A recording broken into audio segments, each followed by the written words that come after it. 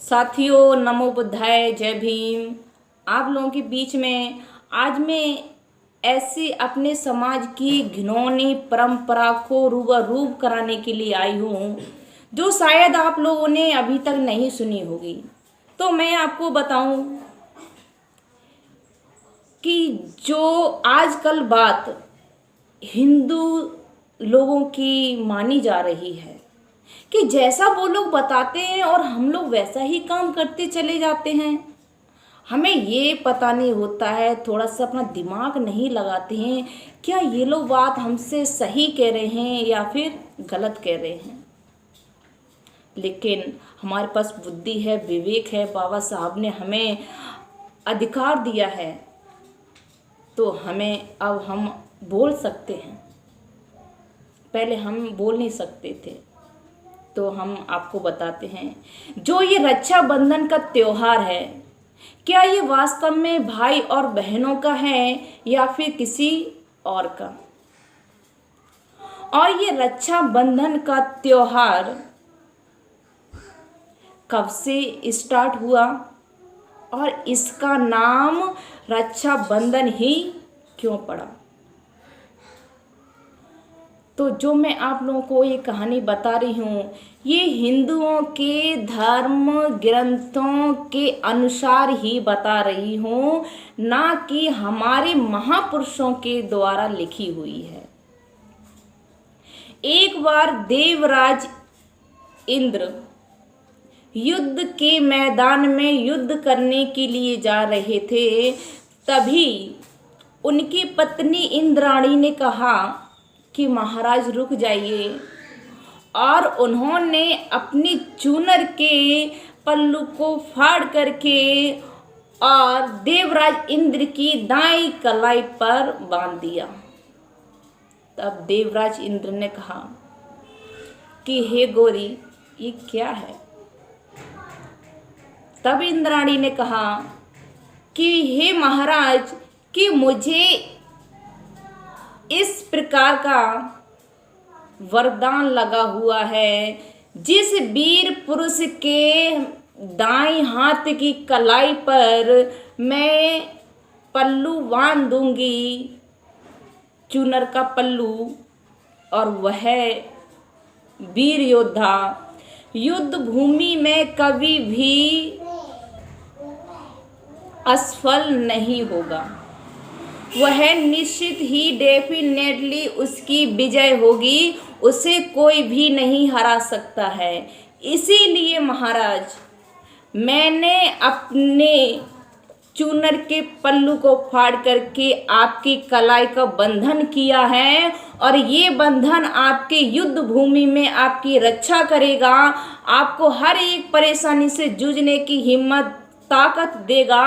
और इसीलिए महाराज इसका नाम रक्षाबंधन पड़ा है।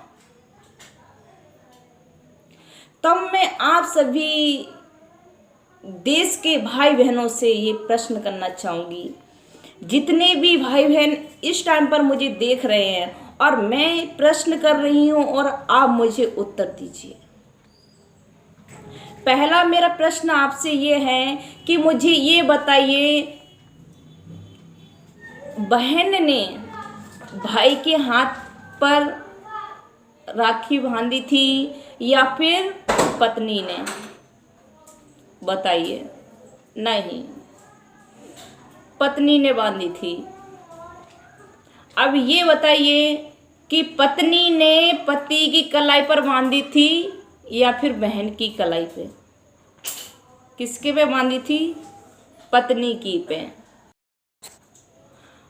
जब पत्नी ने पति की कलाई पर राखी को बांधा,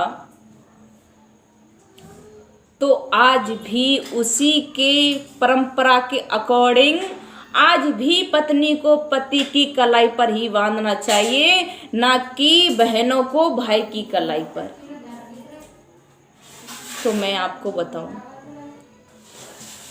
ये जो त्योहार है, ये एक पत्नी और पति से निर्मित परंपरा है। और आज बहन भाई की कलाई पर बांधती हैं। तो मैं आपसे ये कहना चाहूँगी, उस टाइम पर ध्यान दीजिए, आज जो बहन भाई की कलाई पर बांध रही हैं, तो उस टाइम पर देवराज इंद्र के हाथ पर उनकी बहन ने क्यों नहीं बांधा था, पत्नी ने ही क्यों बांधा था? क्योंकि पत्नी को इस प्रकार का वरदान लगा हुआ था, इसकी वजह से पत्नी ने बांधा। तर्क के अनुसार जब कोई भी बहनें अपनी भाई की कलाई पर राखी बांधती हैं, तो उस टाइम पर बहनें अपने भाई की पत्नी का रूप ले लेती हैं। तो भाइयों, आप सभी लोगों से मैं हाथ जोड़ करके निवेदन करती हूँ, ऐसी घिनौनी परंपरा से आप बाहर निकलने की कोशिश करें और हमें पूर्ण तरीके से ऐसे त्योहार को मनाना नहीं चाहिए, हमें पूर्ण तरीके से विरोध करना चाहिए। आप लोगों से यही निवेदन करते हुए तथागत बुद्ध एवं परम पूज्य बाबा साहब के बताए हुए मार्ग पर, उनके रास्ते पर हम सभी लोगों को चलना चाहिए, जिससे हमारे जीवन का कल्याण होगा और हमारे जीवन के कल्याण के लिए और कोई दूसरा रास्ता हो ही नहीं सकता है। तो मैं कुमारी निशा कमल आप सभी लोगों के बीच में इस कहानी को लेकर के आई, अपने इतिहास को परोसा आप लोगों के बीच में। यदि ये कहानी आप लोगों को मेरी अच्छी लगी हो और आप लोगों को पसंद आए, तो मुझे कमेंट बॉक्स में कमेंट करके ज़रूर बताएं और मेरी वीडियो को लाइक करें, कमेंट करें, शेयर करें और ज़्यादा से ज़्यादा सब्सक्राइब करें। मेरा चैनल है जय भीम निशा कमल, उसको सब्सक्राइब करना ना भूलें। इसी के साथ मैं अपनी वाणी को विराम देती हूँ। नमो बुद्धाय, जय भीम।